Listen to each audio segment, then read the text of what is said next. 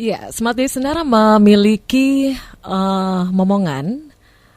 Ini adalah impian setiap pasangan yang menikah, ya. Dan Smart Listener setelah lama menikah, ya, ada yang cepat mendapatkan momongan, tapi ada juga yang lambat ya untuk mendapatkan momongan ataupun keturunan, ya. Nah, Smart Listener tentunya berbagai penyebab ya, mengapa pasangan yang sudah menikah itu lama ya baru mendapatkan momongan. Smart Listener banyak penyebab ya, dan salah satu hal ataupun yang menjadi penyebab pasangan yang sudah lama menikah tapi tidak mempunyai momongan itu adalah salah satu hal itu mengenai masalah infertilitas ya. Dan Smart Listener di antara berbagai metode mengatasi masalah ketidaksuburan atau infertilitas pasangan suami istri itu adanya bayi tabung atau in vitro fertilization. Ini memiliki angka keberhasilan tertinggi mencapai 40 hingga 50% ya. Terlebih dengan penerapan teknologi terkini yang mampu mengatasi kasus-kasus infertilitas dengan tingkat kesulitan tinggi. Apa aja sih teknologi canggih itu?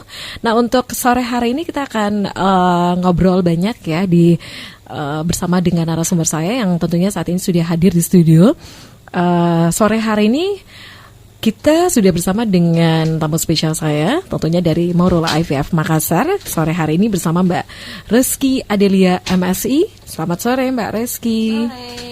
Bisa lebih dekat lagi dengan mic-nya. Sore Mbak. Apa sih yang dimaksud ataupun apa sih seperti apa yang disebut infertil atau tidak subur begitu? Mungkin saya ke Mbak Reski dulu ya. Oke. Iya. Infertil atau tidak subur pada pasangan suami istri tentunya ya, bukan yang pacaran. Kalau misalnya sudah menikah selama setahun, rutin berhubungan, tidak menggunakan alat kontrasepsi, tetapi tidak juga kunjung hamil. Gitu. Dari infertil gitu. Jadi kalau semuanya hamil gitu ya, tapi keguguran, terus coba lagi, terus hamil lagi, terus keguguran lagi. Nah, ini juga bisa disebut infertil gitu ya. Oke. Apa sih yang menjadi penyebab kenapa pasangan suami ataupun istri itu tidak subur begitu? Mbak Rizky atau Mbak Fitri? Silakan. Oke. Kalau faktor tidak suburnya pasangan suami istri bisa dari faktor suami, mungkin faktor spermanya kualitasnya kurang bagus, ejakulasinya kurang bagus, kemudian dari faktor istri sel telurnya mungkin dia tidak bisa sel telurnya tidak bisa ovulasi, kondisi rahimnya kurang bagus untuk bisa embrionya bisa menempel, kemudian mungkin ada penyumbatan di saluran reproduksinya. Nah, itu bisa mempengaruhi. Jadi baik suami maupun istri dua-duanya bisa menyebabkan faktor ketidaksuburan tersebut. Jadi tidak menutup kemungkinan cuma istri saja, suami juga berperan penting gitu. Oke. Baik. Jadi banyak penyebab begitu ya, kenapa pasangan yang sudah menikah ini tidak subur gitu ya. Dan untuk sore hari ini Smart Listener seperti yang saya informasikan juga ya, kita juga sudah bersama dengan Ibu Waude Nurvina, BSC PAM MKAS ya, General Manager dari Morula IVF Makassar. Assalamualaikum warahmatullahi wabarakatuh. Selamat sore Mbak Vina. Waalaikumsalam warahmatullahi wabarakatuh. Selamat sore Smart Listener. Ini yang pembawa acara siapa ya? Oke, Mbak Vina tadi seperti yang diinformasikan ya oleh Mbak Reski, kemudian dari Mbak Fitri juga ya. Tentunya banyak faktor ya penyebab ketidaksuburan dari pasangan yang suami ataupun istri ya. Dan kalau seumpamanya nih ya, kalau seumpamanya mereka pergi ataupun berkunjung ke Morula IVF Makassar, dari beberapa faktor penyebab ketidaksuburan ini, langkah apa sih selanjutnya akan dilakukan oleh Morula IVF Makassar begitu? Ya. Jadi tadi sudah dijelaskan bahwa masing-masing itu mempunyai peranan ya. Jadi ada 30% faktor pria, 30% faktor wanita, 30% faktor bersama, 10%-nya walahu alam. Jadi masih ada faktor lain-lainnya yang tidak diketahui penyebabnya kenapa pasangan itu sampai susah atau sulit untuk memiliki buah hati. Nah, pada saat begitu melangkahkan kaki ke morula, buka pintu dulu ya. Buka pintu dulu, bismillahirrahmanirrahim dulu. Assalamualaikum dulu ya. Nah, setelah itu yang pertama kali yang pasti tadi juga sudah dijelaskan oleh Mbak Eki, harus pasangan yang sah. Ya, karena yang akan kita lakukan pertanggungjawabannya itu sampai ke akhirat. Ya, apalagi mbak ini ya, Mbak Eki dan Mbak Pipit ini mereka yang melakukan proses perkawinan ya, perkawinan. Jadi penghulunya ya, sudah pernah sertifikasi penghulu. Sudah ada sertifikasi. Ya, jadi pertanggungjawaban kita itu bukan hanya kepada pasien, bukan hanya kepada perusahaan, tetapi juga sampai di akhirat ya. Jadi kita selalu memastikan pasangan yang melakukan program kehamilan di morula itu adalah pasangan yang sah. Bagaimana cara kita memastikannya adalah dengan adanya buku nikah atau akte nikah. Itu dulu yang harus dilengkapi ya. Kalau misalnya itu belum lengkap, mohon maaf, kami tidak bisa meneruskan sampai ke tahap itu dulu. Nah, kemudian setelah itu dilakukanlah basic screening fertility namanya. Nah, pemeriksaan dasar ini untuk melihat kondisi kedua belah pihak. Jadi kalau misal datang pertama, jangan istrinya dulu dimajuin. Kan biasa gitu. Biasanya kan istrinya dulu gitu ya dimajuin. Ibu aja lah dulu, pasti ibu yang bermasalah. Saya tunggu di mobil gitu. Jadi harus barengan, harus sama-sama. Ya namanya kerja kelompok ya. Kerja sama ya. Iya, kalau mau dapat A, dua-duanya harus aktif ya. Jadi dua-duanya dilakukan pemeriksaan. Bapak nanti akan dilakukan pemeriksaan analisa sperma ya. Analisa sperma. Kemudian ibu akan melakukan pemeriksaan fisik dulu, USG. Jadi dari USG itu akan dilihat jumlah sel telur, kemungkinannya akan berapa, kondisinya seperti apa. Nah, setelah dari 2 hasil pemeriksaan dasar ini, dokter nanti bisa memutuskan program kehamilan apa yang paling tepat. Dan tentunya juga yang paling penting adalah usia ibu dan lama menikah. Itu juga yang menjadi pertimbangan dokter dalam memutuskan program kehamilan apa yang paling tepat. Jadi misalnya nih, Mbak Eki diputuskan ternyata dia masih bisa koitus terjadwal. Koitus terjadwal itu berhubungan yang diatur. Nah, kemudian ngomong ke Mbak Pipit, di sana bisa hanya berhubungan teratur saja, tidak usah bayi tabung. Belum tentu kondisi Mbak Pipit dan suami bisa seperti itu. Jadi masing-masing pasangan nafsi-nafsi ya, sendiri-sendiri. Ya, tidak bisa ikut-ikutan. Kondisinya berbeda gitu ya. Gitu. Oke. Jadi ada 3 program begitu ya, yang yang diajukan ataupun yang diusulkan gitu ya. Oke. Kemudian untuk yang berhubungan terjadwal, kemudian ada inseminasi buatan, kemudian untuk bayi tabung. Itu tingkat dari pasangan suami istrinya itu seperti apa yang memang diusulkan atau memang yang disarankan oleh dokter yang menangani pasangan suami istri tersebut? Jadi yang pertama itu pasti dilihat adalah usia. Usianya di sini adalah usia istri. Kalau usia suami mau 70 tahun pun kalau misalnya kondisi sperma bagus ya, Mbak ini pakar sekali melihat sperma ya. Kita nggak bisa lihat sperma, mereka bisa ngejar.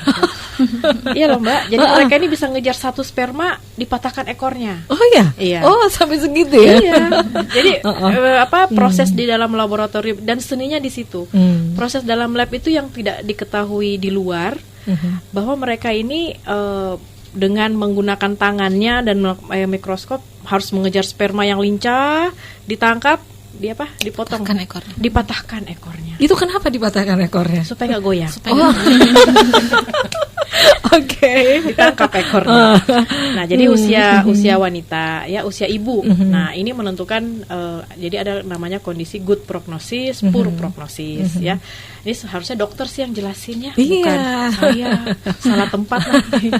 Ya, jadi masuk itu adalah usia, kemudian jumlah sel telur, dan satu lagi sebenarnya ada pemeriksaan untuk istri yang namanya pemeriksaan cadangan sel telurnya. Jadi walaupun jumlahnya dinilai misalnya sedikit pada saat USG, tapi setelah diperiksa AMH-nya ternyata masih normal, kemungkinan itu dia masih punya cadangan sel telur lumayan. Jadi masih bisa untuk program yang mungkin belum harus bayi tabung. Ya, gitu. Terjadwal dulu gitu ya. Misalnya. Atau misalnya Ternyata setelah diperiksa ada pemeriksaan lagi namanya HSG. Ternyata telurnya bagus, spermanya bagus, ternyata tersumbat. Jadi kita di wanita itu mempunyai 2 lorong. Ya, lorong apa ya? Lorong buntu juga enggak. Tapi bisa saja salah satunya buntu atau dua-duanya ketutup. Itu tidak akan bisa sel sperma bertemu dengan sel telur. Gitu. Dan itu hanya diketahui dengan pemeriksaan HSG. Oke. Gitu. Kemudian kapan seseorang itu bisa disarankan untuk program bayi tabung begitu, Nah, Mbak kalau Vina? tadi tersumbat dua-duanya, udah nggak mungkin. Faktor usia di atas 35 ya. Nah, atas 35 itu sudah masuk dalam kondisi yang namanya poor prognosis ya. Lama pernikahan, kondisi sperma. Itu juga. Oke. Dari 3 program ya yang memang sarankan ya oleh dokter begitu. Ini untuk keberhasilan yang paling tertinggi dari ketiganya untuk bisa mendapatkan momongan atau keturunan. Ibu embriologis langsung ya. Oke. Berapa persen? Berapa persen nih? Itu dari ada berhubungan secara terjadwal ya, kemudian ada inseminasi buatan, kemudian adanya bayi tabung. Itu untuk tingkat keberhasilannya itu berapa persen sih dari masing-masing program ini? Kalau paling tertinggi sih sejauh ini ya masih bayi tabung ya. Dengan program IVF ini kita bisa sampai 40-50% keberhasilannya. Kalau untuk inseminasi hanya sekitar 15% saja keberhasilannya. Kalau untuk hubungan normal ya pasti di bawahnya lagi. Oke, jadi 40 hingga 50% ya keberhasilan dengan bayi tabung. Apalagi terlebih dengan adanya penerapan teknologi terkini yang mengatasi kasus-kasus infertilitas dengan tingkat kesulitan tinggi gitu ya. Betul. Teknologinya apa aja sih? Nah, ini yang digunakan ya di Morula IVF Makassar dan tentunya berbeda dengan tempat-tempat yang lain ya. Oke, kita akan jawab ya sebentar ya. Terkini ya yang diterapkan di Morula IVF Makassar, kita mengenal adanya ITSI dan juga IMSI gitu ya. Benar ya? Iya. Baik. Masih bersama Mbak Reski, kemudian juga bersama Mbak Fitri dan juga ada Ibu Vina di sini. Untuk Anda juga kami masih mengundang Anda untuk bisa berinteraksi ya. 833-225 kemudian untuk line SMS atau WhatsApp di 0819461011. Baik. Saya ke Mbak Fitri dulu nih. Mbak Fitri, ini dari beberapa tadi seperti diinformasikan ya bahwa dari beberapa 3 program yang memang disarankan ya oleh tim dokter dari Morula IVF Makassar itu dengan 3 program ya, seperti berhubungan secara terjadwal, kemudian adanya inseminasi buatan, kemudian yang terakhir itu adalah bayi tabung. Dan untuk dari angka keberhasilan untuk memiliki momongan itu dari program bayi tabung ya dengan keberhasilan tertinggi itu mencapai 40 hingga 50%. Terlebih dengan adanya teknologi terkini yang mampu mengatasi kasus-kasus infertilitas dengan tingkat kesulitan tinggi. Nah, untuk teknologinya kita mengenal adanya ITSI dan juga IMSI ya. Nah, mungkin bisa dijelaskan digambarkan ya untuk metode ITSI itu seperti apa, kemudian untuk IMSI itu seperti apa sih?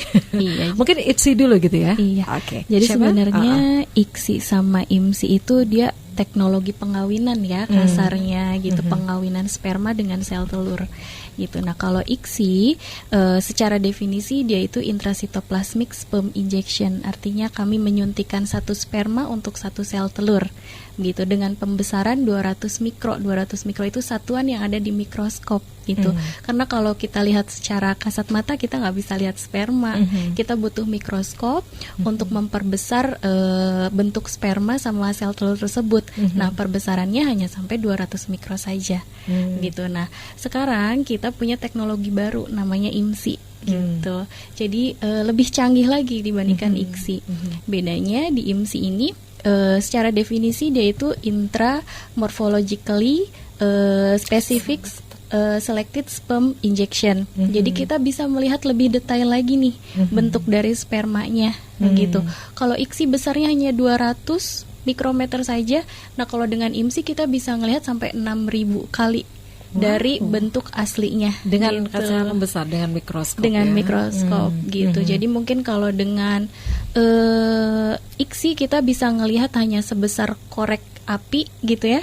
Tapi kalau misalnya dengan IMSI kita bisa melihat lebih besar lagi, besarnya korek api mungkin seperti mikrofon gitu. Jadi ICSI sperma kelihatannya seperti korek api, tapi kalau IMSI sperma kelihatannya seperti mikrofon. Oh iya. Iya gitu. Mikrofon jadi lebih gede lagi. Iya gitu. Iya. Terus kalau semuanya saya ke Mbak Reski ya. Iya. Mbak Reski kalau semuanya mungkin sebelum kita mengetahui ya untuk penting kita untuk mengetahui sperma, ukuran sperma gitu ya. Untuk sperma yang normal itu seperti apa sih untuk sedikit gambaran gitu ya untuk yang tentunya ini sangat mempengaruhi pada saat terjadi pembuahan atau sangat mempengaruhi embrio nanti ya gitu ya. Betul. Itu seperti apa sperma yang kita di Morula menggunakan standar WHO untuk penentuan ini sperma normal apa enggak. Yeah. Nah, kalau menurut standar WHO 2010 sperma normal per mili ejakulasinya minimal 15 juta. Kemudian untuk motilitasnya pergerakan A plus B itu harus 42%.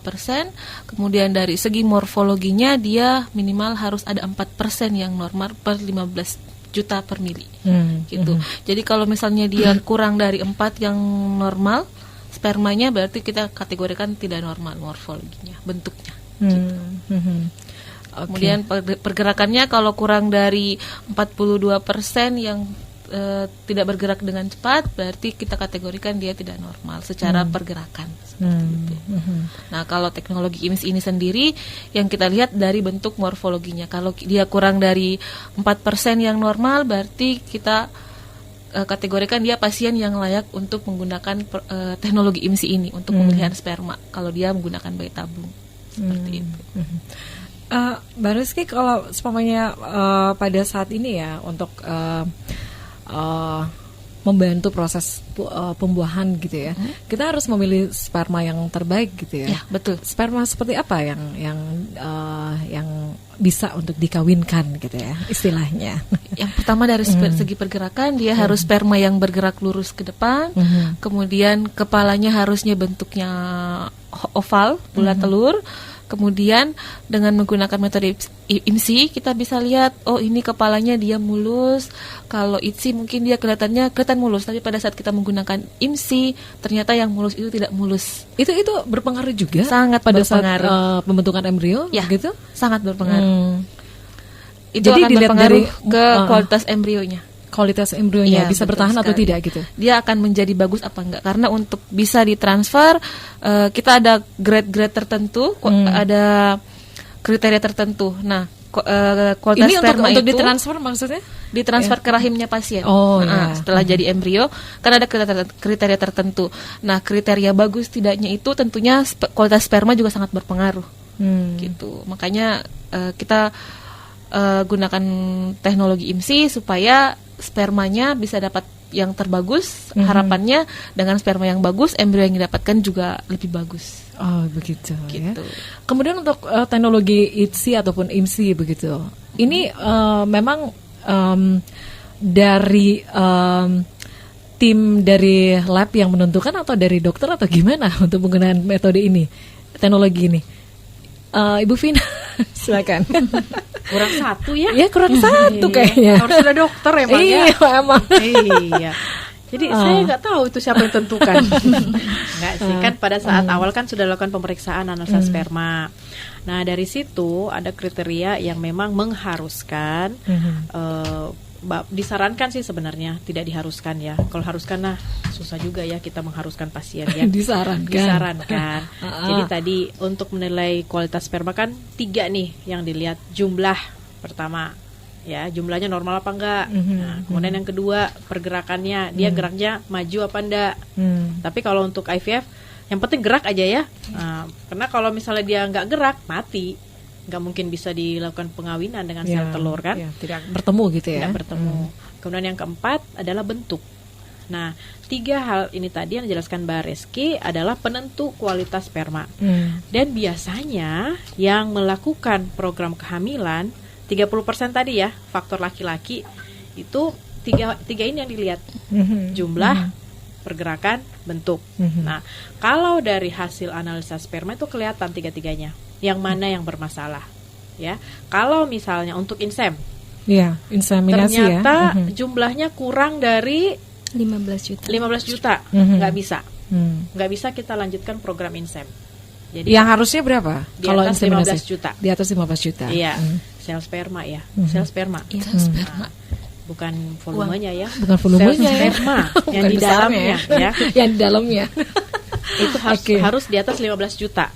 Karena pada saat kita akan melakukan inseminasi itu tidak mentah-mentah yang kita tampung itu langsung dimasukkan ke rahim ibu. Karena itu dicuci dulu ya Mbak ya. Iya. Jadi ada prosesnya lagi gitu ya. Sebelum dikawinkan ada prosesnya lagi. Iya. Waduh, benar-benar.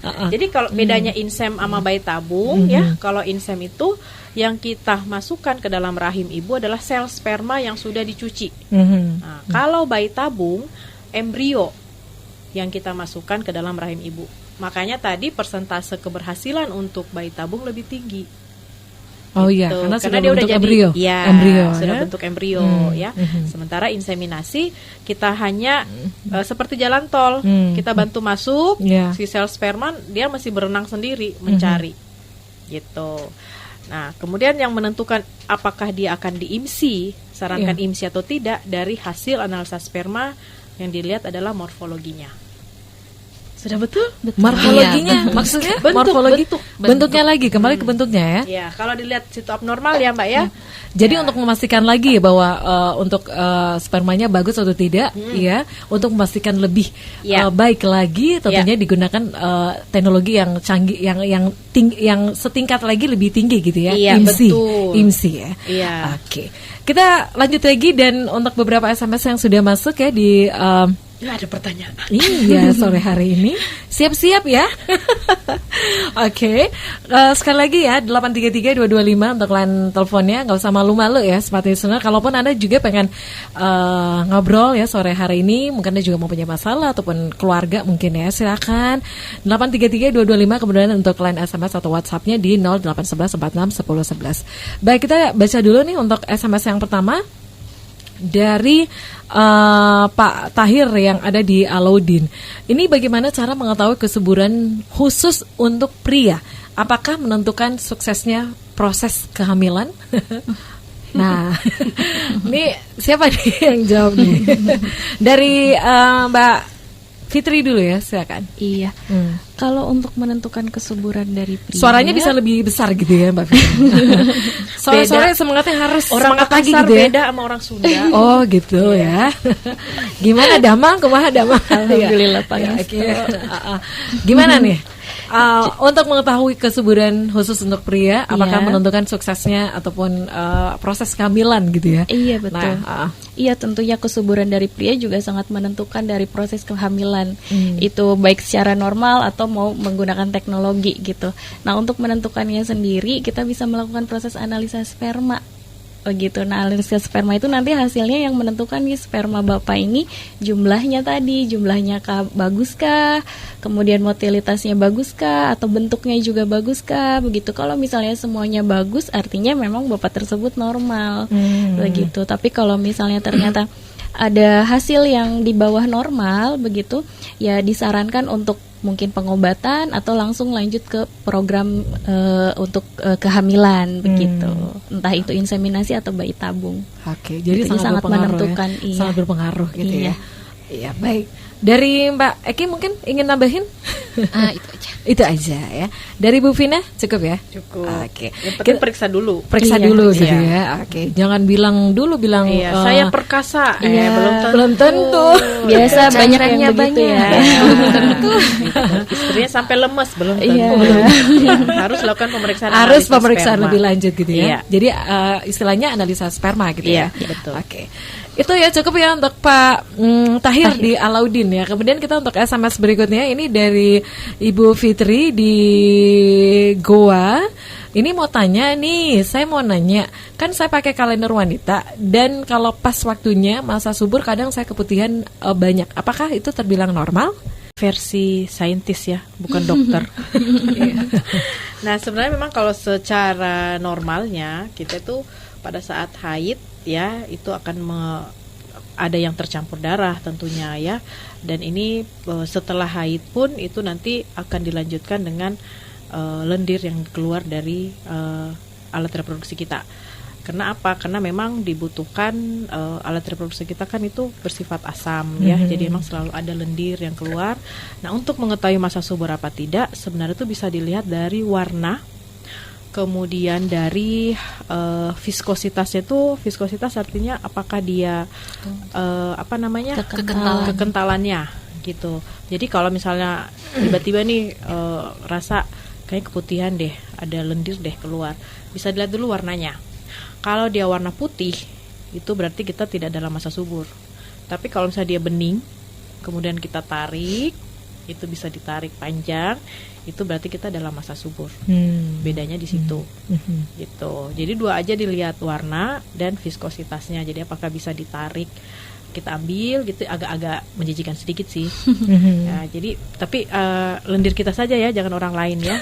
Jadi dicoba ditarik, kalau misalnya dia panjang tidak putus, nah itu berarti kita dalam masa subur.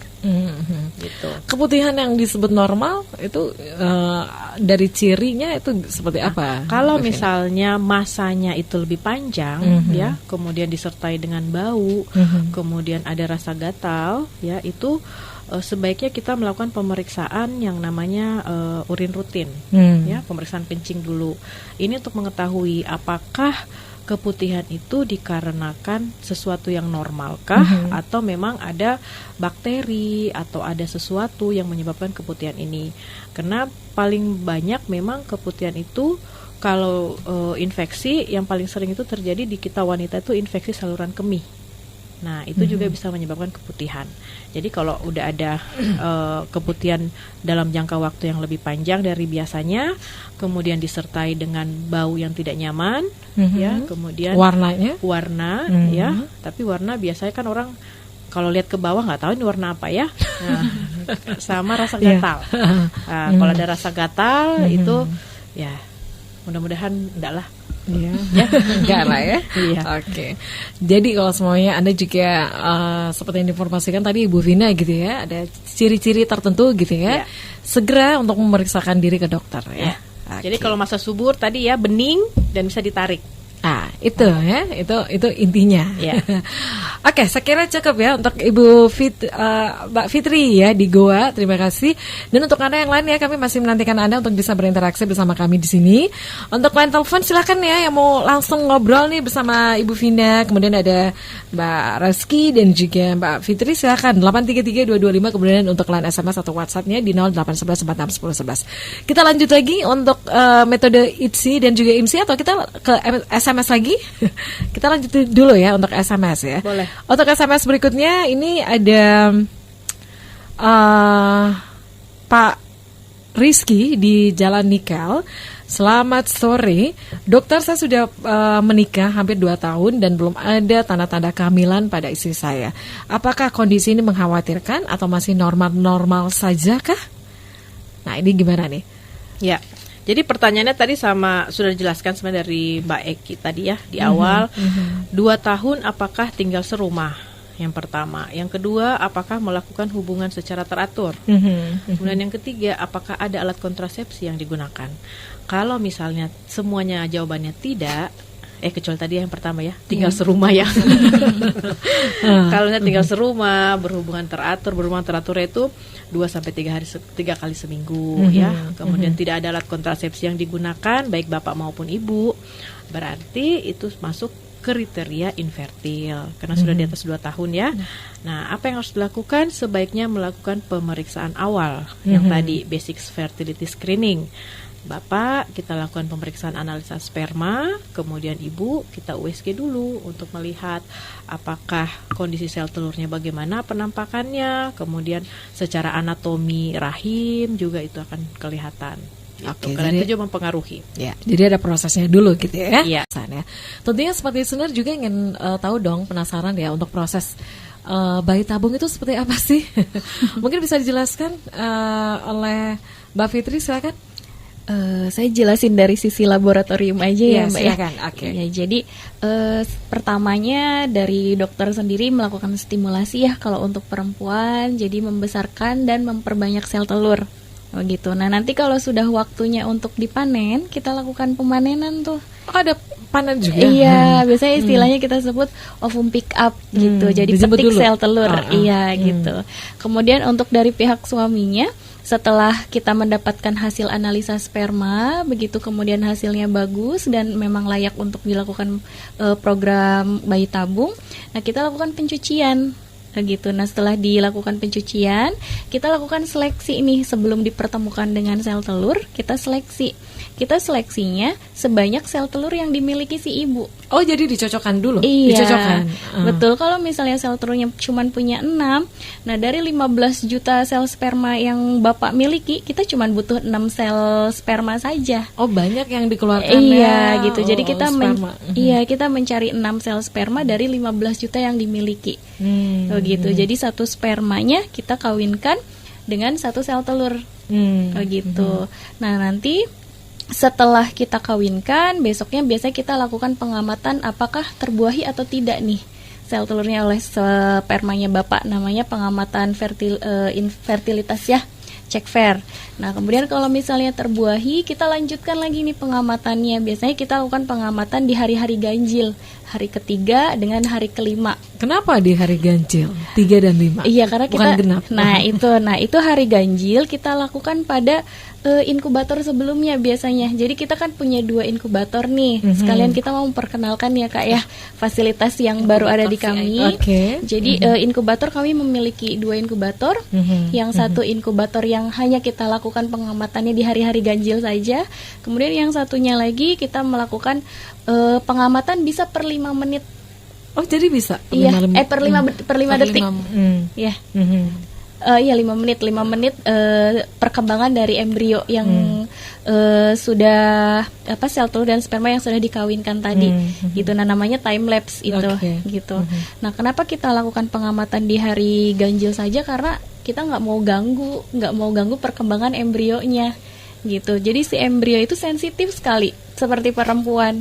Jadi dia nggak bisa diganggu. Iya, gitu. Jadi dia itu kalau misalnya sering kita amati, artinya kita tahu ya dia ya. Iya, kita kan harus keluar masuk nih, mengeluarkan dari rumahnya. Diamati di bawah mikroskop. Diamati di bawah mikroskop itu kan dia terpapar cahaya. Oh, begitu. Kemungkinan juga kita sudah sangat mengurangi kondisi debu ya, kondisi kontaminan di dalam laboratorium, tapi tidak menutup kemungkinan pasti ada saja begitu kan debu di dalam ruangan tersebut. Nah, begitu. Jadi kenapa kita hanya hari ganjil kita menghindari kondisi tersebut. Embrio juga cepat stres. Oh, begitu. Iya, jadi kalau kita tutup buka rumahnya nih, inkubatornya dia stres. Nanti perkembangannya terhambat. Begitu. Karena hanya embrio yang kualitasnya bagus saja yang dapat kami lakukan transfer ke dalam rahim ibu. Kalau misalnya kualitasnya nggak bagus, kan kita melakukan grading ya pada embrio nanti di hari ketiga atau hari kelima tersebut. Kalau misal kualitasnya tidak bagus ya kita tidak dapat melakukan transfer. Gitu. Itu berapa yang diambil? Kalau untuk transfer kita paling banyak 2 embrio. 2 embrio begitu, saja. Iya. Itu yang diamati. Yang diamati semuanya, semua yang jadi. Kalau misalnya punya 6 embrio, punya 6 sel telur yang dikawinkan tadi, berarti kita amati ke 6-6-nya. Tapi kalau misalnya yang bagusnya hanya 2, ya cuma 2 saja yang ditransfer. Begitu. Tapi kalau misalnya ke 6-6-nya bagus, kita akan transfer 2, sisanya kita lakukan pembekuan. Jadi untuk cadangan nanti kalau ibunya sudah melahirkan di program pertama, nah sisanya itu kita persiapkan untuk adiknya. Oh, begitu ya. Mbak Rizky mungkin ingin nambahin? Oke. Silakan. Nah, jadi saya menyambung ke inkubator tadi ya. Inkubator. Nah, inkubator terbaru di kita itu namanya time lapse. Jadi kelebihannya selain tadi bisa merekam tiap 5 menit, kita juga bisa memilih embrio yang terbaik. Karena kan dia merekam tiap 5 menit, kita bisa lihat perkembangannya. Oh, ternyata di jam segini yang harusnya dia sudah membelah, dia belum membelah. Atau enggak di jam segini harusnya dia belum membelah, malah dia sudah membelah. Atau enggak pembelahannya yang harusnya genap, dia malah ganjil. Nah, gitu. Jadi sedikit banyaknya itu akan berpengaruh ke proses dia menempel. Karena embrio yang bagus di hari ketiga atau hari kelima, kalau proses pembelahannya tidak bagus, dia tidak akan mendukung untuk menempel di rahim ibu. Oh, begitu. Gitu. Ya. Jadi prosesnya sangat kompleks kan. Kompleks banget ya. Saya jadi ingat gitu ya. Bukan hanya ternak apa gitu ya, ternak hewan gitu ya yang memang harus ternak ayam gitu kan, suhunya, kayaknya. Benar, ternyata embrio juga begitu ya. Bahkan lebih sensitif. Ya. Jadi kalau yang tadi nyambung ya, kalau yang tadi embrio yang sisanya mau diapakan nih? Kita udah transfer 1 nih ke rahim ibu. Kalau udah transfer 1, berarti kita tinggal menunggu 2 minggu kemudian ya, untuk hasilnya apakah positif apa negatif. Dia masih punya 5 sisanya. Nah, 5 embrio ini kita ada lagi teknologinya di Morula. Jadi namanya vitrification. Fitri ya? Vitrification. Jadi itu adalah proses pembekuan sel embrio. Jadi itu tidak akan merubah sel di dalamnya. Jadi kalau biasa nonton film-film science fiction yang planet manusia planet itu, nah itu kayak gitu modelnya. Jadi dihentikan hidupnya sesaat sampai pada saatnya nanti dia akan ditransfer ke rahim ibunya, kita hidupkan lagi. Ya, proses towing namanya. Cocok ya? Iya, cocok. Jadi prosesnya banyak banget gitu ya. Oke. Kemudian untuk tadi ya seperti yang diinformasikan untuk teknologi untuk seleksi untuk embrio yang terbaik begitu. Apa aja sih keunggulan dari time lapse ini? Aduh, banyak sekali. Banyak banget. Modalnya aja besar.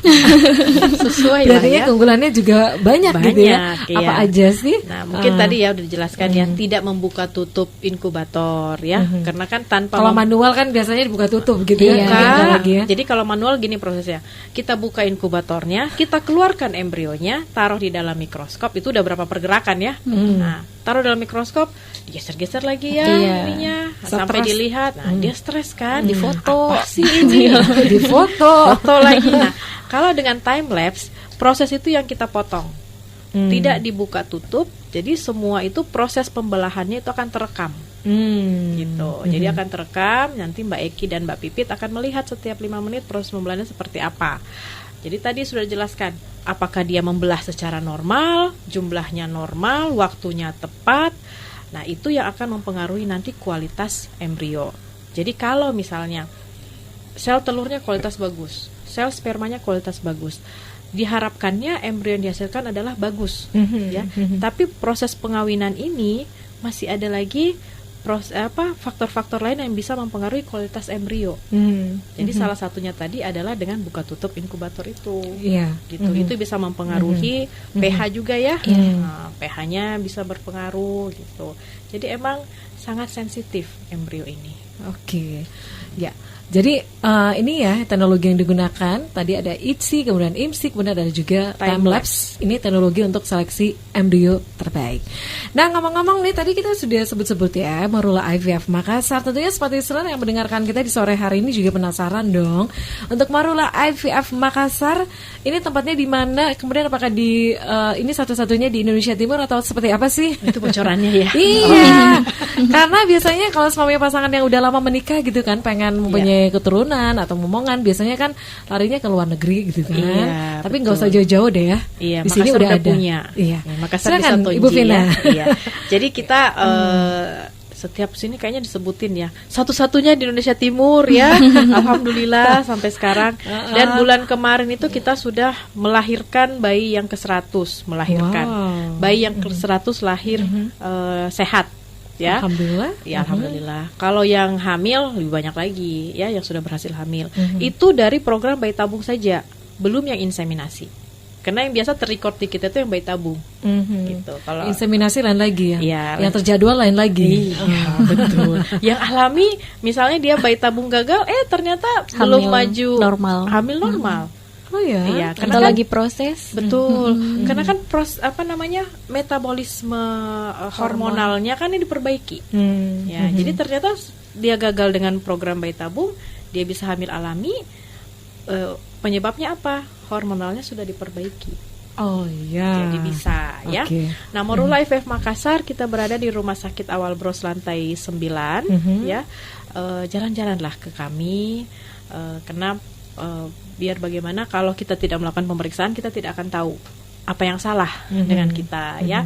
Bukan cari yang salah sih siapa, tapi mencari jalan keluarnya ya. Jadi jangan hanya ibu saja yang diminta datang, sebaiknya berdua. Untuk appointment dengan dokter, kami sarankan H-1 agar Bapak dan Ibu tidak terlalu lama menunggu di klinik dengan menghubungi nomor WA kami 0853 9830 0053 atau bisa DM di IG, di Facebook atau download mobile aplikasi Morula. Jadi baik di Google Play Store ataupun di App Store, di situ informasinya sangat lengkap sekali, bahkan harga pun ada kami cantumkan di situ. Oke. Khusus untuk Februari ini apakah ada harga spesial? Sudah mau habis ya. Sudah mau habis ya? Oh iya. Belum sampai ada. tanggal 29. Iya. Oke, nanti jadi untuk harga spesial akan kita announce lagi di talk show selanjutnya. Di bulan Maret ya untuk bocorannya. Oke, jadi untuk sekali lagi ya untuk Morula IVF Makassar untuk jam operasional itu hari Senin sampai Jumat ya. Itu jam 8 sampai jam 4 sore. Kemudian untuk hari Sabtu di jam 8 sampai jam 12 siang ya. Itu yang tertera. Tapi kalau misalnya Bapak dan Ibu sempat ya jam berapa, makanya by appointment. Oke, gitu. Karena jadi bisa dulu kita reservasi dulu ya. Iya, kita bisa jadwalkan misalnya saya bisanya Sabtu sore. Oke, nanti kita jadwalkan dengan dokter yang bisa melayani di Sabtu sore. Oke. Untuk informasi lebih banyak lagi silakan Anda juga bisa nyari informasi ke sosial media ya dari Morula IVF Makassar. Kemudian untuk WhatsApp-nya, untuk teleponnya di 085 0853 98 3053 ya. Sekali lagi untuk WhatsApp-nya 085 398 3053. Untuk informasi lebih lanjut Anda bisa mengunjungi Rumah Sakit Awal Bros Lantai 9 Jalan Urip Sumoharjo nomor 43 Makassar, Sulawesi Selatan. Baik, sayang banget kita terbatas oleh waktu ya. Sekali lagi terima kasih untuk Ibu Vina sudah hadir di studio. Terima kasih. Oke, kemudian Mbak Eki thank you ya sudah hadir, dan juga untuk Mbak Fitri juga terima kasih sudah hadir di studio terima kasih. Baik, Smart Listener, untuk siaran tunda dari perbincangan kita di sore hari ini Anda juga bisa mengunjungi di channel YouTube ya Smart FM Makassar. Jangan lupa untuk like dan juga subscribe-nya, kami tunggu. Akhirnya dari lantai 3 Gedung Tribun Timur Makassar, saya Mirza Arianti pamit. Selamat sore dan sukses untuk Anda.